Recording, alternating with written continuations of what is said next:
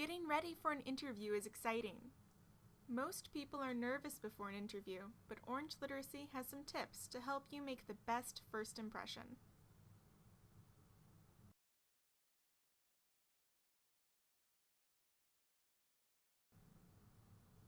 When you have an interview, it is important to look your best.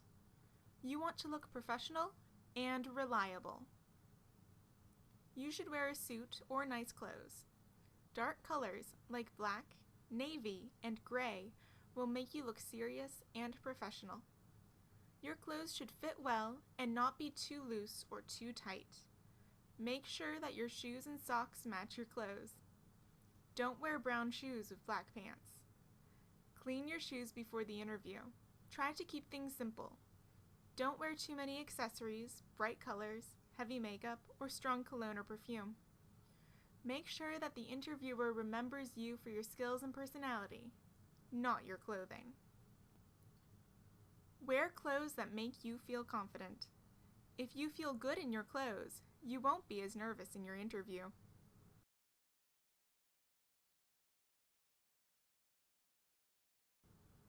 When you have an interview, you should practice positive body language. Body language is communication without words. Body movements, hand gestures, and facial expressions are all examples of body language. Your interviewer will notice your body language, but the following tips will help you make a good impression. When you are in your interview, you should stand up straight. Roll your shoulders back and hold your head high. Standing up straight will make you look confident and alert. Make sure to look your interviewer in the eye. Making good eye contact will help you look confident and friendly. It's common to shake hands at the beginning and end of interviews. If someone wants to shake your hand, they will reach out, usually with their right hand. Your handshake should be firm. Don't let your hand go limp or squeeze their hand too hard. Try to practice positive body language at home. If you practice these tips, it will be easier to do them in the interview.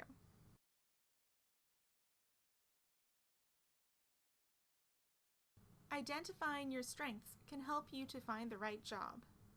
Interviewers will ask you about your strengths to find out more about you and see if you are right for their job. They will want to know about things you are good at. Think back to previous jobs. What did you do? What did you enjoy doing? It's a good idea to write down examples of your skills and examples of when you use them.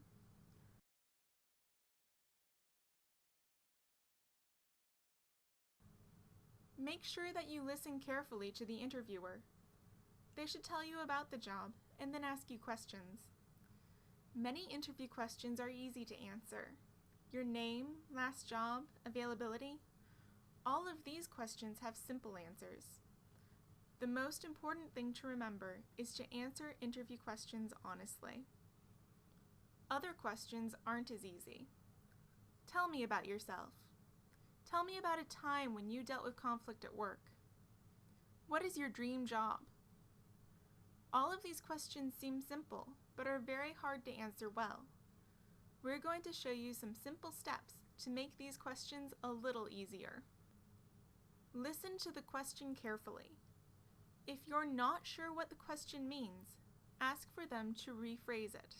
Tell me about a challenge or conflict you faced at work and how you dealt with it.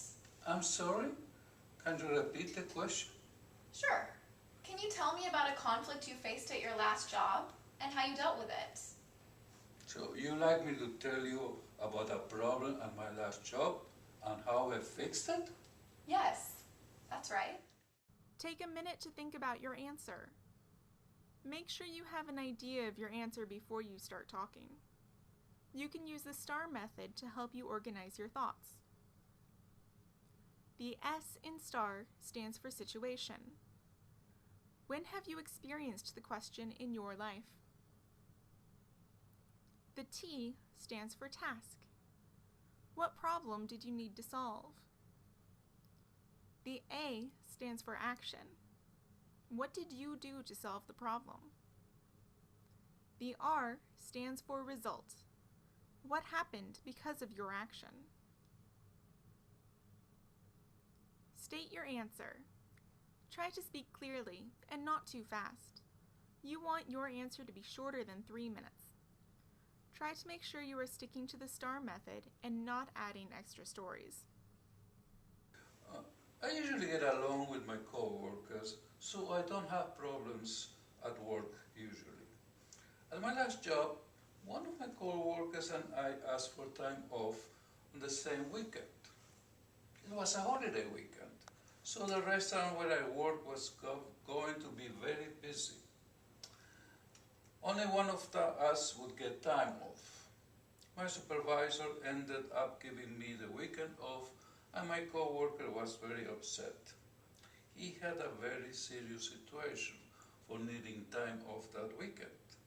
After listening to his situation, I decided that he needed the weekend off more than I did.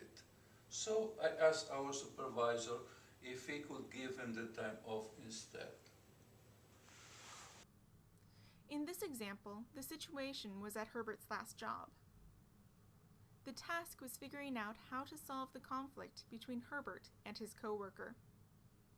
His coworker was upset that Herbert's time off was approved.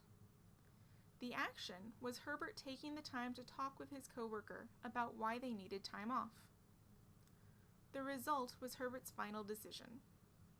After hearing his coworker's reason for needing the time off, he decided it was more important for them to take the time off and asked his supervisor to change the schedule.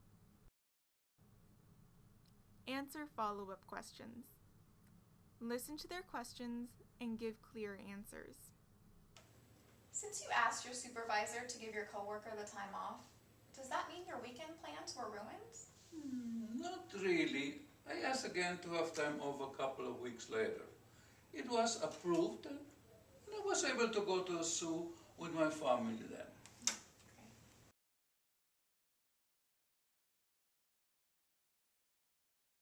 After your interview, send a note to your interviewer thanking them for their time.